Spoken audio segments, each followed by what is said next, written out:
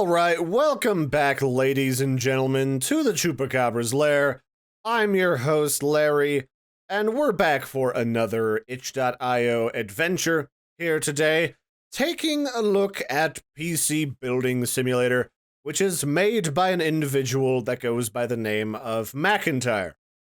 And, well, it's not every day that you run into something as early in development as this game that gets picked up by the major gaming news outlets, but pretty much everything from the clickbait titles of Kotaku to Polygon and PC Gamer have all been taking a look at PC Building Simulator, which, as I'm sure you might imagine, is a game about building a PC inside of the office of a PC construction guy who probably builds PCs for people that buy stuff from like Cyberpower PC or iBuyPower, or we totally don't stuff live half-eaten penguins into our computers and then mail them to unsuspectingpeople.com.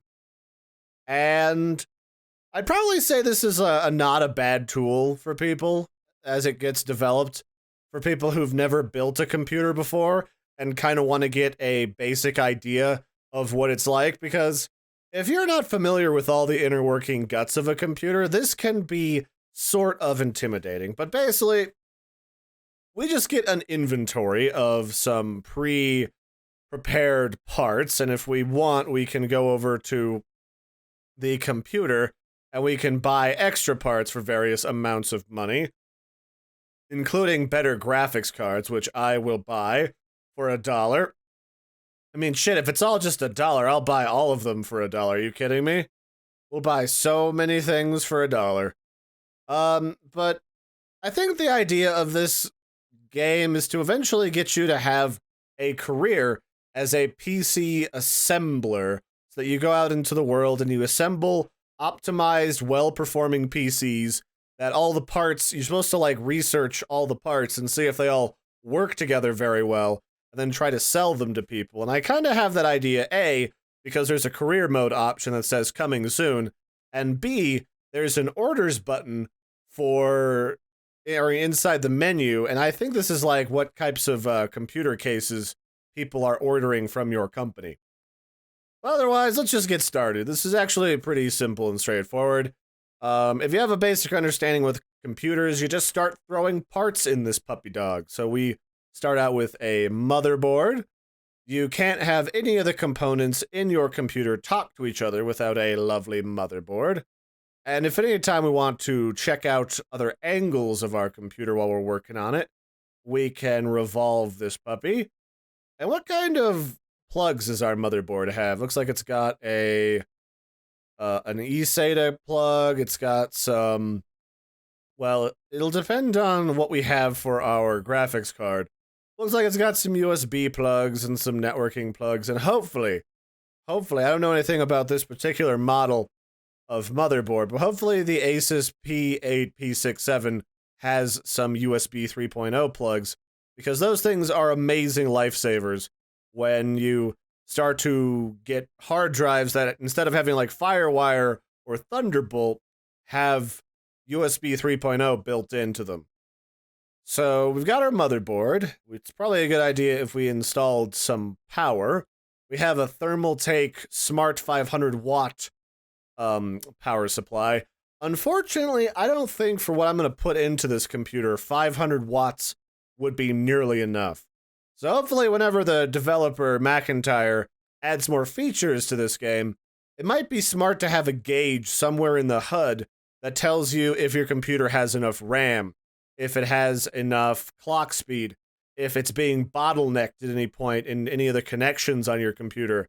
Because it doesn't really matter if you have like the latest 1080 Ti graphics card or 1080 Titan graphics card from NVIDIA. If you've got an older motherboard, the motherboard is going to limit how fast it can go, and that's going to be your bottleneck. So like things like how much power do you have enough power installed into the computer?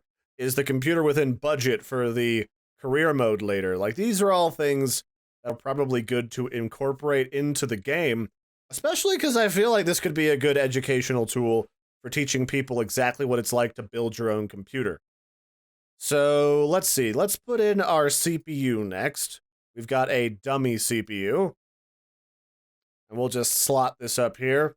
I'm assuming this is supposed to be an Intel CPU because AMD CPUs have a sort of... They've got a bunch of pins on the bottom and they don't have this little covering that goes over top of it to keep everything together. This is what you get if you got an Intel CPU where the whole thing is making contact flat plates to flat plates on the underside of the CPU by just the sheer force of that lid pressing down on it.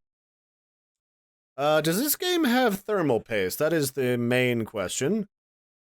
We got some fans we can install in the case.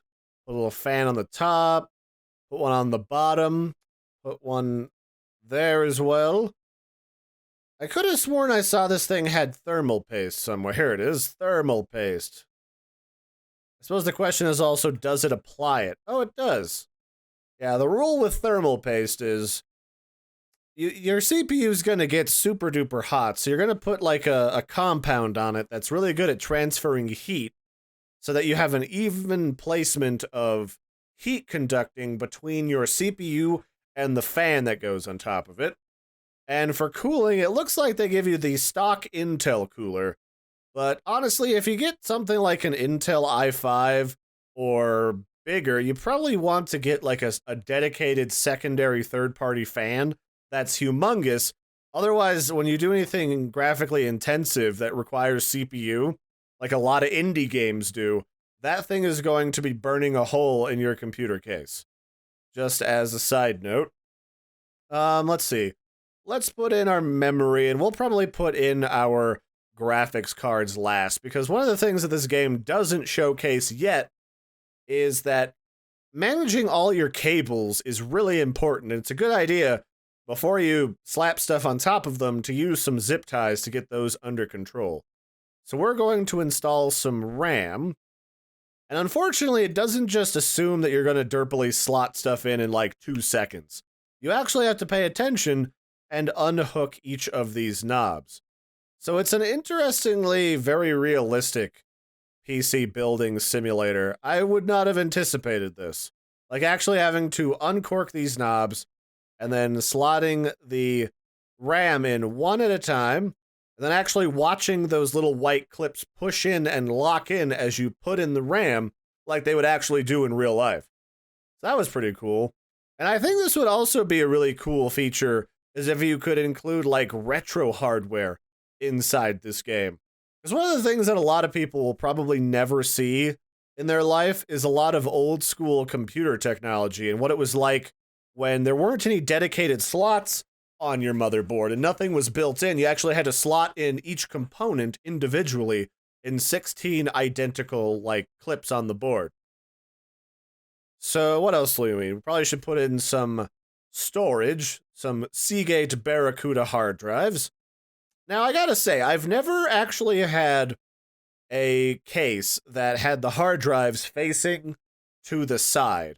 Now, it looks like if we spin this a little bit, that this case has like a slot in the back here where cables can go and sneak behind these drives. But I've always been used to drives actually facing the motherboard for easy access to all the cables. This is different for me. And then I suppose, what else is there? We got some memory, we've got storage, we've got power, cooling. Do we have any other cases? It doesn't look like they've modeled any into here yet.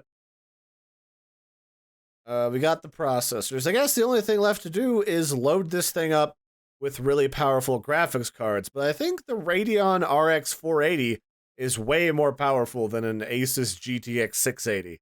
So I'm actually going to go back to the old computer, and we're going to buy some more of that for a couple bucks. Totally not realistic on the prices either. Like those graphics cards, if they're modern at like the time period that this game is based in, will probably cost like 600 bucks at least. So let's go back to graphics cards. Really, it's only going to give me the one. It only wants me to have one. That's annoying. Like, I know, depending on the depending on the generation of graphics cards from both of the companies, these pieces of technology don't always directly talk to each other, so having two of them might not do anything for you. Well, that's weird. That seems like a bit of a bug, that you can't buy more than one of the AMD graphics cards. But here's our two beefy NVIDIA graphics cards, which might be a little bit too chunky modeling-wise. I don't know that I've ever had a graphics card that thick. Like, I've dated some delicious babes that were that thick, but never graphics cards. Thick and delicious.